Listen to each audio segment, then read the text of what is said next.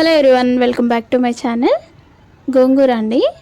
ఇది టెర్రస్ పైన 2 కుండీలలో గోంగూర బాగా వచ్చిందని హార్వెస్ట్ చేస్తున్నాను. అయితే ఒకటి విత్తనాలు వేశాను, ఒకటేమో కాడలు నాటానండి. ఇది నేను హార్వెస్ట్ చేసేది మాత్రం గోంగూర మార్కెట్ నుంచి తీసుకొచ్చాక ఆకులన్నీ తీసేసి వేర్లున్న కాడలు మట్టిలో పెట్టుకున్నాను. ఇది సెకండ్ టైం అండి హార్వెస్ట్ చేయడం. ఆకులు చాలా బాగా వచ్చాయి. ఈ మధ్య వర్షాలు పడ్డాయి కదండి, ఫ్రెష్గా ఉంది. అందుకని నేనైతే హార్వెస్ట్ చేశాను.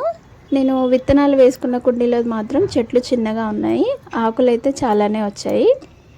ఇలా ఆర్గానిక్గా టెర్రస్ పైన కానీ కొద్దిగా ప్లేస్ ఉన్నా కూడా ఆకుకూరలు వేసుకుంటే ఈజీగా వచ్చేస్తాయండి వర్షాకాలము.